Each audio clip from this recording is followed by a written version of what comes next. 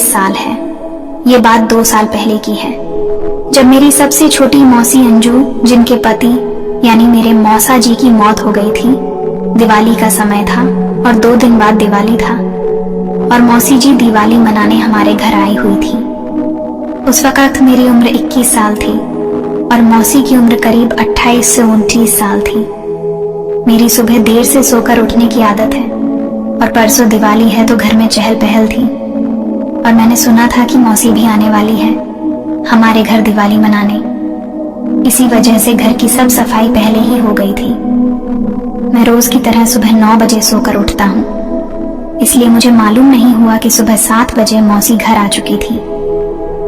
मैं घर के बीच वाले कमरे में सोता था, जो बहुत बड़ा है। मेरे घर के सब लोग वहीं आकर बैठते और बातें करते थे। अब मैं उसी कमरे में पलंग पर सो रहा था। अब सुबह के 10 बज चुके थे और मौसी मेरे पलंग पर बैठी थी और माँ नीचे जमीन पर बैठी थी। अब वो दोनों आपस में बातें करने में व्यस्त थी। तभी अचानक से मेरी नींद खुल गई। फिर मैंने देखा कि मौसी मेरी तरफ पीठ करके बैठी है और माँ से बात कर रही है, तो मैं चुपचाप पड़ा रहा, जैसे मैं अभी भी गहरी नींद में सो रहा हूँ। अब मौसी की पीठ एकदम मेरे मुंह के पास थी और मैं कंबल ओढ़े था। मौसी विधवा थी और कम उम्र, उस पर उनका भरा हुआ प्लेटफॉर्म। मैं पहले भी कई बार उनके बारे में कल्पना कर चुका था और आज वो मेरे इतने करीब बैठी थी कि मैंने अपना एक हाथ पहले उनके बैक से टच किया। अब उन्हें टच करते ही मेरे सिस्टम में करंट सा फैल गया और मेरी धड़कन बढ़ गई थी। फिर मैंने थोड़ी हिम्मत की और अपना एक हाथ मौसी की। अब मौसी को शायद थोड़ा कुछ समझ में आ गया था, लेकिन वो फिर भी माँ से बात करती रही। फिर मैंने अपना एक हाथ उनकी तरफ धीरे धीरे आगे बढ़ाया और अब मेरा हाथ उनके बाल पर आ गया था। अब मौसी समझ गई थी कि मैं जाग रहा हूँ, लेकिन शायद अब उन्हें भी अच्छा लग रहा था, इसलिए उन्होंने कुछ नहीं बोला था। फिर मैंने महसूस किया कि उनका बदन, अब उन्होंने कुछ नहीं बोला, तो इसलिए मेरी हिम्मत और बढ़ गई थी। मैं ऐसे ही नींद का बहाना करके पड़ा रहा। फिर कुछ देर के बाद मैंने सोचा कि शायद माँ सामने थी, इसलिए मेरी हरकत उसे दिख जाती, इसलिए मौसी वहां से हट गई थी।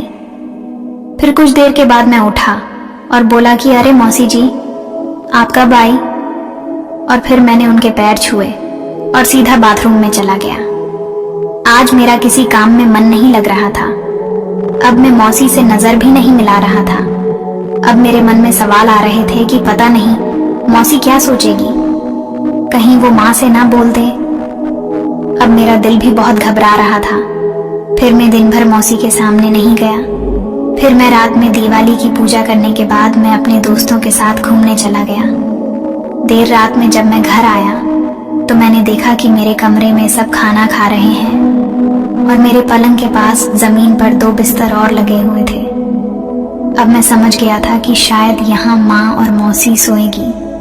फिर खाना खाने के बाद मैं छत पर फ्रेंड से बात करने निकल गया और फिर मैं रात को करीब 11 बजे नीचे आया तो माँ ने दरवाजा खोला।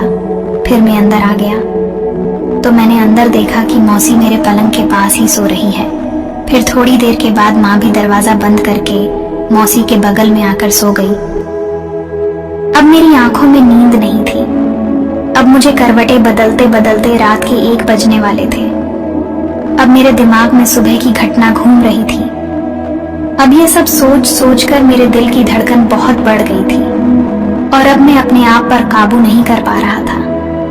अब नीचे जमीन पर मौसी गहरी नींद में सो रही थी और कमरे में नाइट बल्ब जल रहा था और माँ भी सो चुकी थी। फिर मैंने अपने धड़कते दिल से अपना हाथ पलंग के नीचे लटका दिया। अब मौसी बिल्कुल मेरे पलंग के पास सो रही थी। फिर मैंने धीरे से अपना एक हाथ उनके पैर पर टच किया और कुछ देर तक अपना हाथ उनके पैरों पर रखे रखा।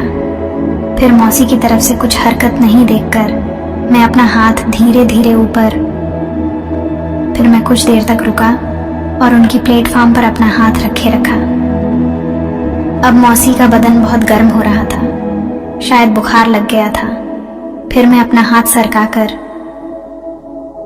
फिर मैंने अचानक से मेरे हाथ के ऊपर मौसी का हाथ महसूस किया।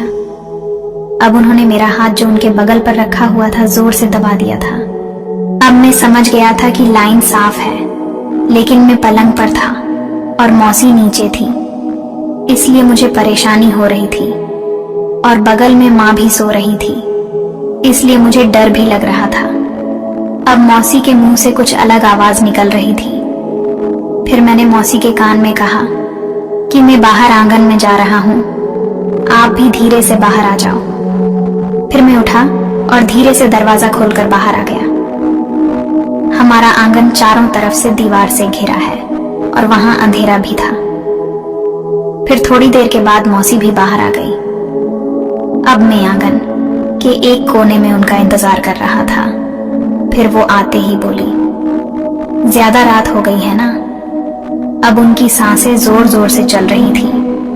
फिर मौसी ने एकदम से अपना एक हाथ मेरी हाथ में पकड़ लिया। अब मैं मौसी की चिकनी बात देखकर मैं पागलों की तरह उनकी दिमाग को चाटने लगा था। अब मौसी की हालत खराब हो गई थी। अब वो मुझे जोर जोर से अपनी ओर खींचने लगी थी और बोली कि जल्दी। फिर कुछ देर के बाद हम लोग उठे और अपने कपड़े ठीक करके बाहर आ गए और वैसे ही अंदर जाकर सो गए।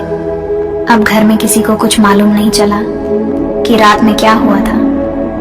फिर मौसी 1 महीने तक हमारे घर पर ही रही और जब भी हमें कोई मौका मिलता तो हम खूब आनंद लेते हैं। और मौसी भी अच्छी थी, ऐसा मौका नहीं छोड़ती थी।